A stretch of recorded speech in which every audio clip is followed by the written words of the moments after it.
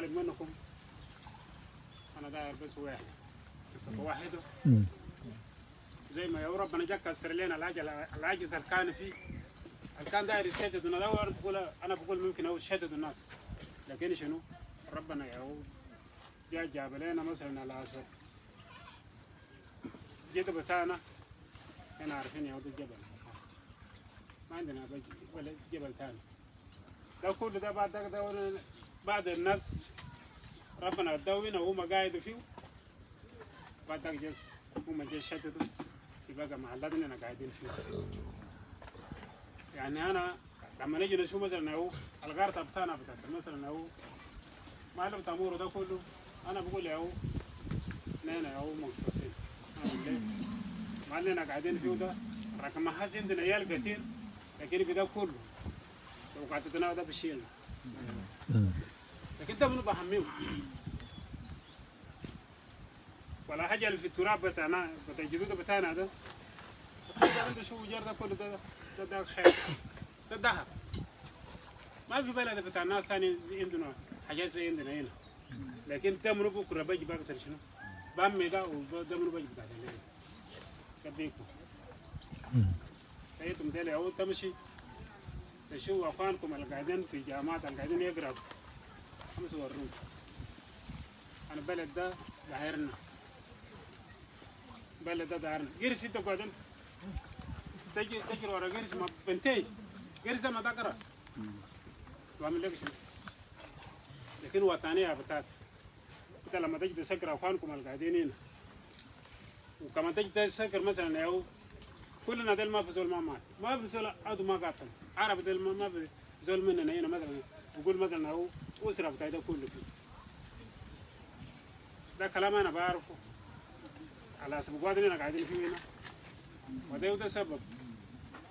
قلنا لا أخوانا بتاعنا اللي جاينا عجبني قاعدين نسمعوا هناك كتير وليتوا قاعدين تعملوا وليتوا جزء منهم ما قاعدين تعملوا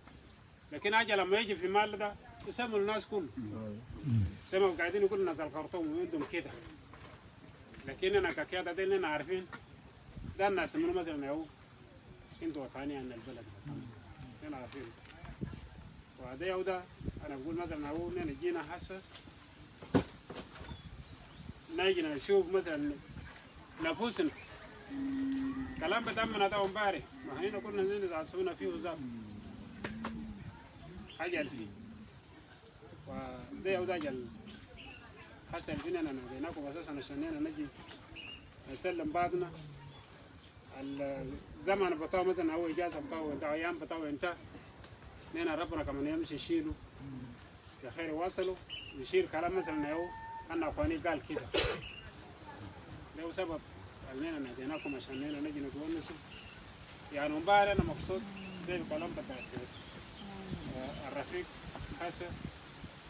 زمان كان ما عندنا مواميل لكن امبارح هو ده بياخدوا معهم لكن امبارح تاتا من في الناس وانا متاكد لسه في الناس ناس بتاع قانون لكن انا دايرين ايديولوجيه قاعدين نشوف التراب ده فيه شنو الجبال ده فيه شنو وجار بتاعنا ده لونه وكيف ده حاجات انا دايرين منكم زي ما يوم ده انا قلت مثلا انا داير عليكم كلكم ناس لنا دايرين نعرف مثلا مورو ده عدد بتاعنا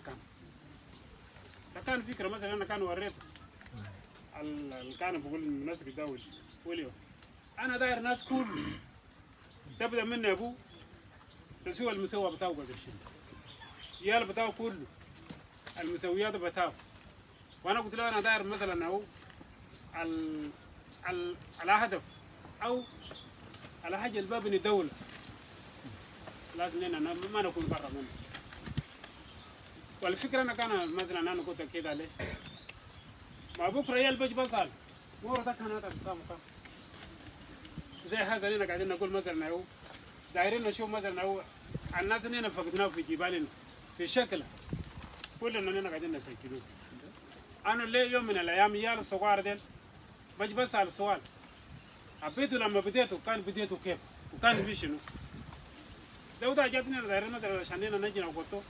تاريخ العيال بتاعنا نحن دل بتنجي نقرا مثلا أو تاريخ بتاعت الناس نحن نجي ناس تاريخ بتاعنا دم ده ناس مروبج بس يا ودي تمدي ده هو السبب أنا كان كنت مثلا يا نحن نعرف مثلا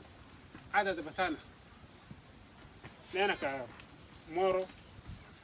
أو مارن نحن كم وعلى مناطق بتاعنا ده كمان يا الاسماء كان بتاع جلابة دايرين نغيره عشان ياو نقول الاسماء بتاعت الجدود بتاعنا الأصل عشان يالا بتاعنا ده اللي يجي يعرف ده هو السبب أنا داير مثلا أو عليك نترجع الخرطوم أما هي يالا بتاعنا لأن عارفين الظروف اللي فيه هناك لكن خليه واصل التعليم ما في مفر ثاني ما في حاجة ثانية قال الناس قاعدين يموتوا ده هو ده التعليم حاجة الناقص في بلدنا التعليم لما يكون فيه أنا بجيب أي حاجة ده هو نمر واحد مثلا الوحدة ويال بتاعنا ده يكون تعليم ده هو ده جنينا دايرين نجي نوريكم اليوم المشكلة بتاعت المؤتمر الوطني طبعا انتم عارفين اننا ما قاعدين نسمع لكن انتم قاعدين هنا قاعدين نشوف فيه شنو اساسا هو بلد ده ما في حاجة اننا هو تعرفين ان يا ربنا كانت يد فينا واننا كان